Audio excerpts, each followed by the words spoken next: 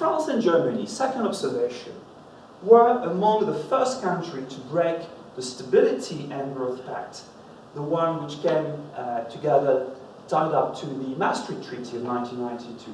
According to the SGP, the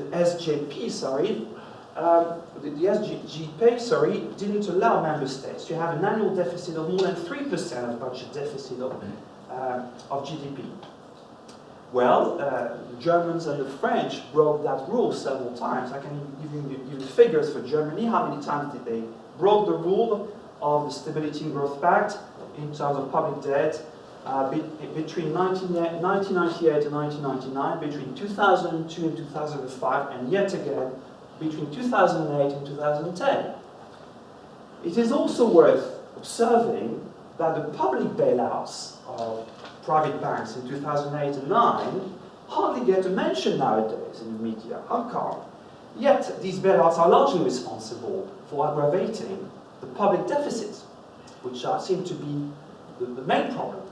Today, governments and bankers prefer to concentrate on welfare and labor costs. I think it's very interesting to see the shift in the debate from the bailouts to the banking sector, and to now the problem isn't, of course, that it's already forgotten, but the problem seems to be welfare and labor costs. Second question: what is the main purpose of austerity? Well, the main purpose of austerity is to restore, above all, the profitability of the capitalist sector of national economies after what is called now the Great Recession of the past years and resulting decline in profits. The decline in profit was counteracted by a massive expansion of credit in the year 2000, leading to the well-known credit crunch and then the resulting Great Recession. Now, of course, capitalists want profitability restored for themselves. They need to recover, and of course, the policies of austerities are designed to help do that.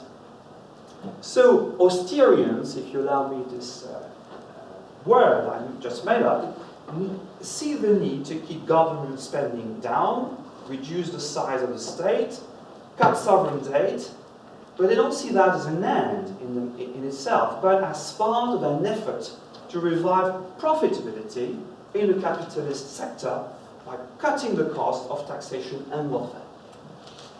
Indeed, the most important policies of austerity are not really the control of government spending.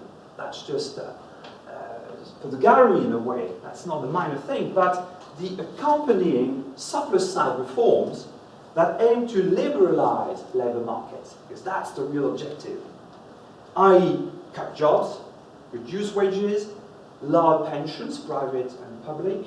In other words, lower the cost of variable capital, that is the labor cost, and drive up the rate of surplus rate. That's the real thrust and motive of austerity. Third question: who supports austerity?